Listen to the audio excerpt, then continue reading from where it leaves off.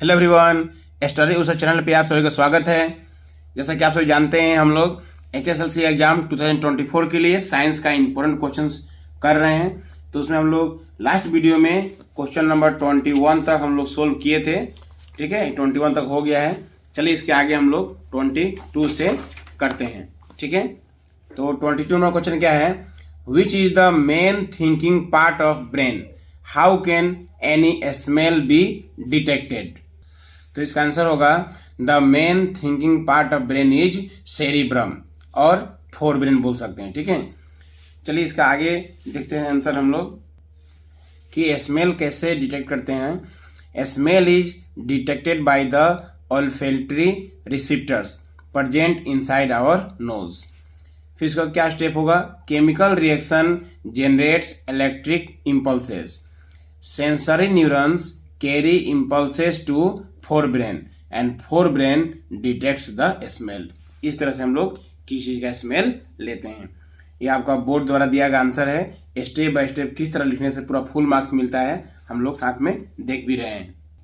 अब देखिए next, how does leaf movement of sensitive plants differ from shoot movement towards light?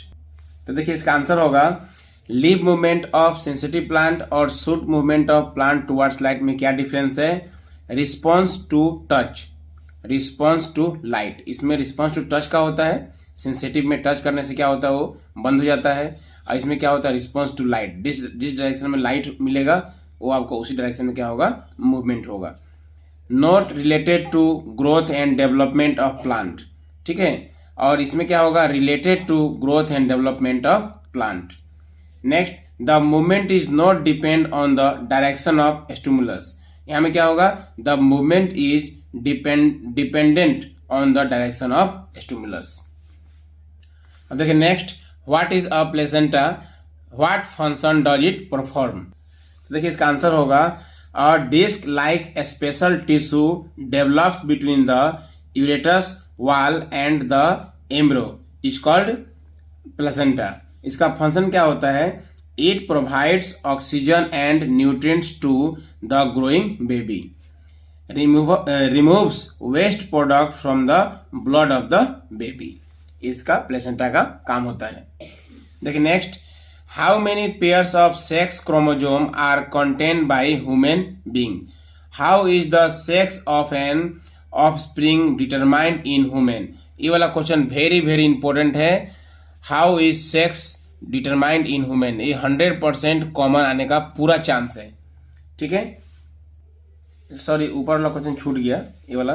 What is germination, from which part of the seed do the future shoot and root develop, which part of it store food?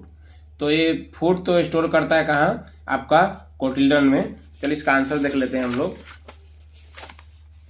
The beginning of the growth of seeds into a seedling is called germination। ठीक है, और future shoot क्या होता है? प्लूमली, और future root क्या होगा? Radical. ठीक है, ओके। अब हम लोग 24 का आंसर देख लेते हैं। बोला है क्या? How many pairs of sex chromosome are contained by the human? तो क्या होगा इसका आंसर? 1 pair, 1 pair. ठीक है, अब हम लोग सेकेंड पार्ट का आंसर देख लेते हैं। तो देखिए सेकेंड पार्ट का आंसर क्या होगा? Sorry, 2 types of sex chromosome, one is called X chromosome and other is called Y chromosome. A male has 1 X chromosome and 1 Y chromosome, that is XY, while a female has 2 X chromosome, XX. If a sperm carrying X chromosome fertilize an egg carrying X chromosome, then the child will be girl, XX. On the other hand, if a sperm carrying Y chromosome fertilize an egg carrying X chromosome, then the child will be boy, XY. तो इस तरह से boy और girl sex determined होता है। Next देखिए, अब देखिए नेक्स्ट और में दिया हुआ है what are acquired and inherited traits, explain. तो इसका आंसर होगा the traits not inherited but develops in response to the environment is called acquired traits. दूसरा क्या है, the traits transmitted to the offspring from parents through reproductive process are called inherited traits. अब देखिए next, what do you mean by electric circuit. Electric circuit important है। Draw an electric circuit comprising of a cell, N electric bulb, an ammeter and a plug. ये very very important है, ये question very very important है। देखिए इसका answer होगा a continuous and closed path of an electric current is known as electric circuit. और हमें यहाँ में सर्किट डायग्राम बनाना है, तो ये हो गया आपका इलेक्ट्रिक सेल, प्लस रहेगा माइनस रहेगा। प्लस लेफ्ट में बड़ा वाला प्लस होता है, छोटा वाला क्या होता है माइनस होता है। ठीक है, यहाँ से करंट का डायरेक्शन गया, देखिए एरो है, यहाँ गया, यहाँ बल्ब है। ठीक है, और उसके बाद में फिर यहाँ क्या है, एमीटर है। एमीटर क्या करता है, करंट को मापता है। फिर यहाँ से करंट आया, आके हमें चलाया। ठीक है, means positive terminal to negative terminal जा रहा है करंट। तो यहाँ भी क्या हो गया, सेल हो गया, बी बल्ब हो गया, ए एमीटर हो गया, के की हो गया। तो देखिए डायरेक्शन ऑफ करंट देना जरूरी है। 1 marks no direction of current, अगर डायरेक्शन ऑफ करंट नहीं देंगे तो 1 मार्क्स कट जाएगा आपका। ठीक है, नेक्स्ट देखिए state Ohm's law, draw V I graph for the nichromes wire. देखिए तो आंसर लिख सकते हैं हम लोग, the potential difference V across the ends of a given metallic wire in an electric circuit is directly proportional to the current flowing through it provided its temperature remains constant. कहने का मतलब potential difference is directly proportional to current. Potential difference means V is directly proportional to current if temperature remains constant। अगर temperature constant हो तो potential difference क्या होता है, directly proportional होता है किसके, करंट के आई के। अब क्या हो जाएगा, V अगर प्रोपोर्शनल काटा के इक्वल टू लिखेंगे तो क्या एक कांस्टेंट आएगा, तो कांस्टेंट क्या आएगा, वो R आएगा, where R is constant. R is what, constant. ठीक है, तो V equal to IR is the ohm's law. ठीक है, और पेज नंबर 204 में VI graph for nichrome wire दिया हुआ है। ठीक है, यहाँ एक्स एक्सिस में हम लोग करंट को प्लॉट करेंगे मीन्स एम्पियर, और वाई एक्सिस में पोटेंशियल डिफरेंस मीन्स V को हम लोग प्लॉट करेंगे। ठीक है, अब देखिए next, 2 circular coils A and B are placed close to each other. If the current in coil A is changed, will some current be induced in the coil B? Give reason। तो क्या होगा, इसका answer yes होगा। If current in coil A change, जब coil A में current change करेंगे तो क्या होगा, coil B में करंट क्या होगा, इंड्यूस्ड होगा।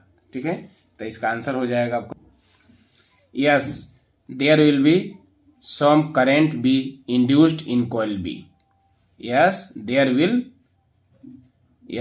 will some current be induced in the coil B at changing of current in coil A। coil A में अगर करंट चेंज करेंगे तो coil B में भी क्या होगा, करंट इंड्यूस्ड होगा। ठीक है, इसका रीजन क्या है देखिए, नंबर 1, अ चेंजिंग मैग्नेटिक फील्ड इन ए coil, ठीक है, induce a current in another coil which is known as electromagnetic induction. इसी को बोलते हैं हम लोग क्या, electromagnetic induction. Next, as the current in the coil A changes, the magnetic field associated with it also changes. Thus, the magnetic field lines around the coil B also changes, which is cause the induced electric current in it। अब देखिए next question, an electron enters a magnetic field at right angle to it as shown in the figure below। What will be the direction of force acting on the electron? Justify your answer। देखिए यह diagram दिया हुआ है। ठीक है, ये आपका magnetic field का डायरेक्शन है और ये आपका इलेक्ट्रॉन का डायरेक्शन है, और इलेक्ट्रॉन का डायरेक्शन का जो ओपोजिट डायरेक्शन होता है वो होता है करंट का। इसका मतलब करंट का डायरेक्शन ये वाला हो गया, this is the direction of I means current. ठीक है, तो करंट का डायरेक्शन इधर हो गया और ये हो गया मैग्नेटिक फील्ड का डायरेक्शन। तो इस पे जो फोर्स लगेगा according to Fleming's left hand rule, इस पे जो फोर्स लगेगा क्या होगा, वो डाउनवर्ड होगा। Downward means into the page. यह बुक का ही क्वेश्चन है, ये क्वेश्चन बुक का ही है। देखिए एग्जाम्पल 13.2 पेज नंबर 231 में है। ठीक है, तो क्या होगा इसका answer, the direction of force acting on the electron will be into the force, into the page. ठीक है, downward, into the page means क्या हो गया, डाउनवर्ड। देखिए next, a person can not see nearby object distinctly but can see distant object clearly. What could be the defect the person is suffering from? Draw a ray diagram connecting the defect. तो देखिए उस person को near by object clear दिखाई नहीं देता है। जब near का उसको दिखाई नहीं देता है तो क्या होगा, he is suffering from hypermetropia, और करेक्शन ऑफ हाइपरमेट्रोपिया का डायग्राम बनाना होगा। तो आंसर हो गया, the person is suffering from the I defect hypermetropia. और हाइपरमेट्रोपिया का जो करेक्शन होता है इसमें कॉन्वेक्स लेंस लगाना होता है। तो ये डायग्राम आपको बना के दिखाना होगा। ऐसे तो इंस्ट्रक्शन में तीनों डायग्राम बना दिया है। इसके लिए बोला हाफ मार्क्स मिलेगा, इसके लिए हाफ मार्क्स और इसके लिए 1 मार्क्स। तो सकने से आप तीनों डायग्राम बना दीजिएगा। ठीक है, ओके। अब देखिए next question, sunlight is made of 7 colours. To prove this idea by Newton explain the recombination of the spectrum of white light by drawing a ray diagram. तो देखिए इसका आंसर लिखने के लिए हम लोग को डिस्पर्सन को एक्सप्लेन करना होगा कि dispersion of white light bye glass prism. Glass prism में जब व्हाइट लाइट पास करते हैं तो क्या होता है, वह 7 कलर में स्प्लिट हो जाता है। This is called dispersion of light. इसको आपको एक्सप्लेन करना होगा। उसके बाद इसका जो रिकॉम्बिनेशन, ये डायग्राम बनाना होगा, recombination of the spectrum of white light. ठीक है, मीन्स यहाँ से व्हाइट लाइट गया और वो क्या हो गया, स्प्लिट हो गया, 7 कलर में आपका स्प्लिट हो गया। जब फिर इसी प्रिज्म को उल्टे तरफ से रखेंगे हम लोग तो ये आपस में यह 7 कलर क्या हो गया, फिर जुड़ के व्हाइट लाइट बन गया। ठीक है, इसी को बोलते हैं recombination of spectrum of white light. Next, what is solar cell panel? What are the advantages associated with solar cells? A large number of solar cells are combined in an arrangement is called solar cell panel. ठीक है, means बहुत सारा अगर solar cell को अगर हम लोग combine कर दें एक अरेंजमेंट में तो उसको बोलते हैं हम लोग solar cell panel. The advantages of solar cell panel are, number 1, they have no moving parts. Number 2, require little maintenance. Number 3, they can be a step up in remote and inaccessible hamlets in which laying of power transmission line may be expensive. फिर next, work quite satisfactory. अब देखिए define malleability. Next B number क्या है, what is allotrope? Right 2 allotropes of carbon. देखिए next, explain amphoteric oxide with example. ठीक है, तो इसका आंसर देख लेते हैं हम लोग। देखिए, metals can be beaten into thin sheets, this property is known as malleability. Next, if an element occurs in different form in nature with varying physical properties, अगर कोई भी एलिमेंट डिफरेंट फॉर्म में नेचर में हो, उसका सिर्फ physical property क्या हो, डिफरेंस हो, then these forms are called allotropes of the element. 2 allotropes of carbon is diamond and graphite. अब देखिए, the metal oxides which react with both acid and base to produce salt and water are known as amphoteric oxide. Means ऐसा metal oxide जो acid से भी reaction कर दे और base से भी रिएक्शन कर दे और सॉल्ट एंड वाटर बना दे, उसको बोलते हैं एम्फोटिक ऑक्साइड। जैसे Al2O3 aluminium oxide react with both acid and base. ठीक है, और फॉर्म करता है क्या, सॉल्ट एंड वाटर। एग्जाम्पल हो गया। देखिए इसका और में दिया हुआ है, which gas is produced when dilute hydrochloric acid is added to reactive metal. जब reactive metal dilute hydrochloric acid से रिएक्शन करता है तो कौन सा गैस निकलता है, तो आंसर हो गया हाइड्रोजन गैस।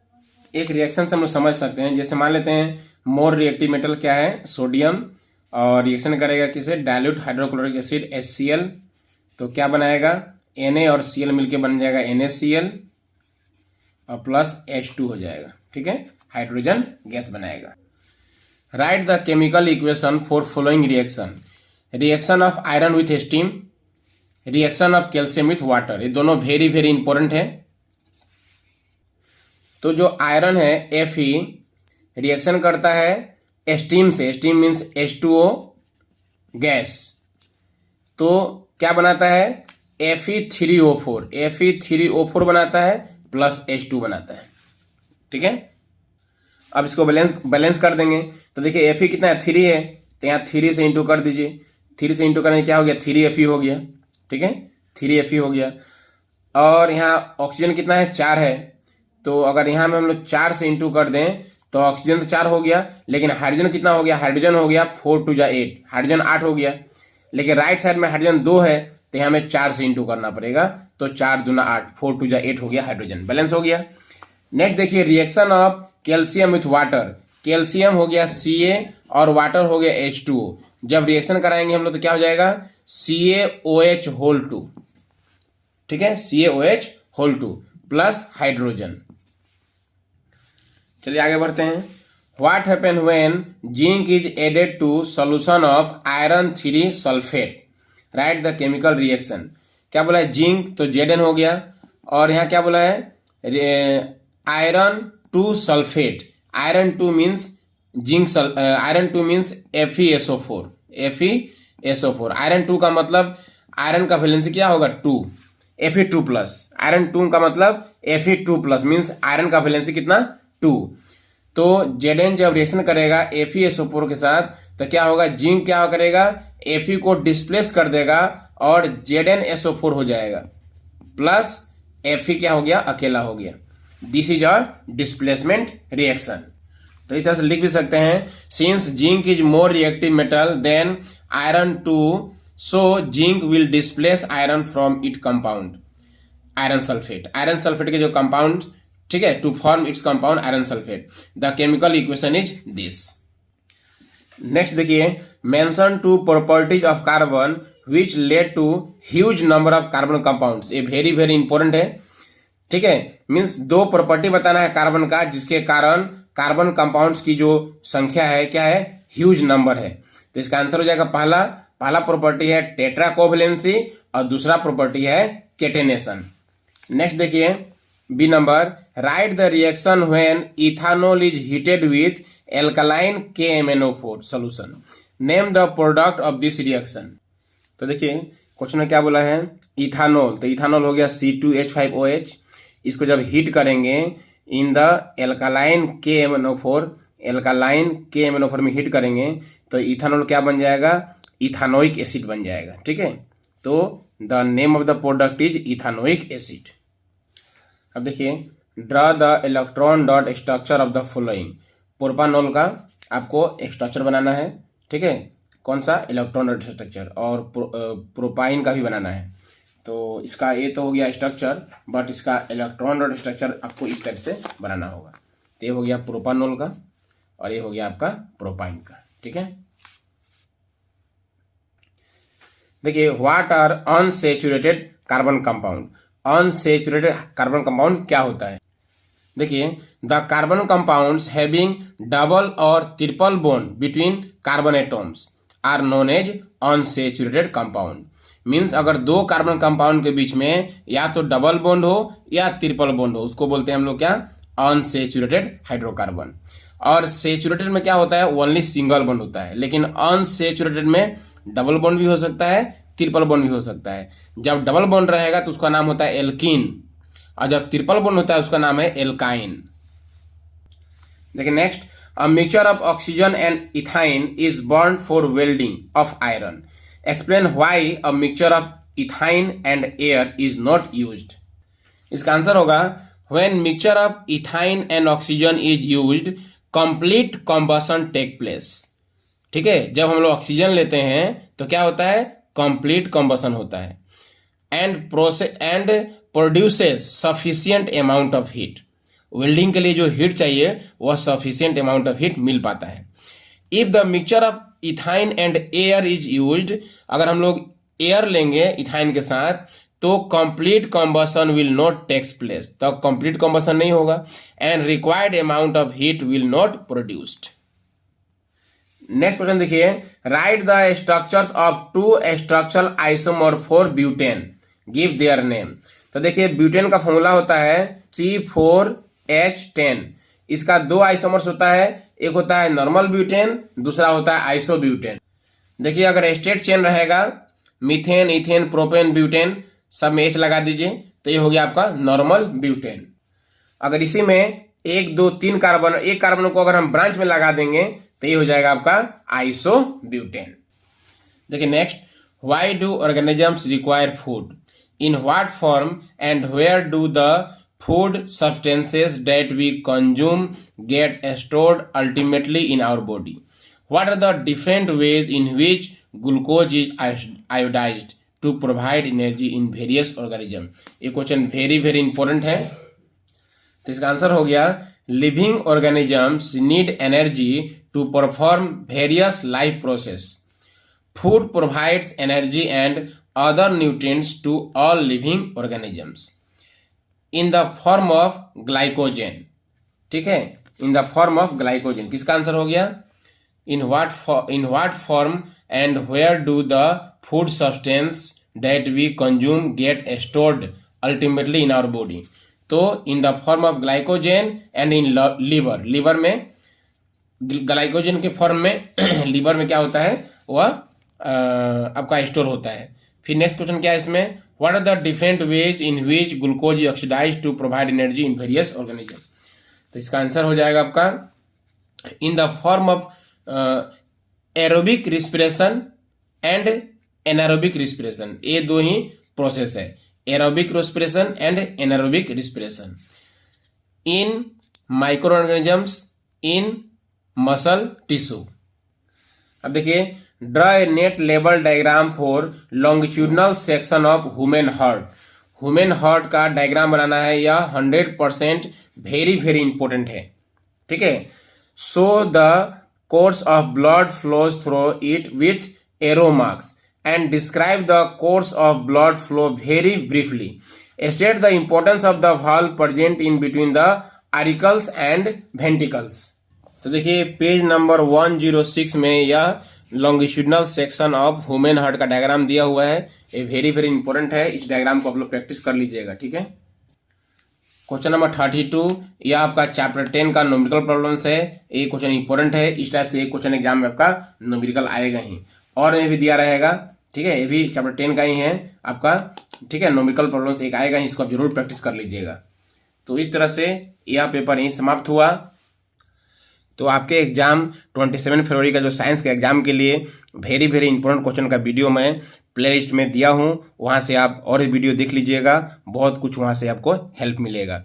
और मेरे लाइव क्लास का जो सेक्शन है, लाइव सेक्शन में भी 3-4 वीडियो मैं दिया हूँ, वहाँ से भी आपका एक वीडियो आपका पूरा MCQ पे है, फिर 2-3 क्वेश्चन पेपर का पूरा फुल एनालिसिस है। तो लाइव सेक्शन का जो वीडियो का जो लाइव सेक्शन होता है लाइव, वो लाइव सेक्शन में जाकर आप वहाँ से वीडियो देख लीजिएगा, वहाँ से बहुत कुछ सीखने को मिलेगा। तो इस वीडियो को यहीं समाप्त करते हैं, फिर मिलते हैं नेक्स्ट वीडियो में। Thank you.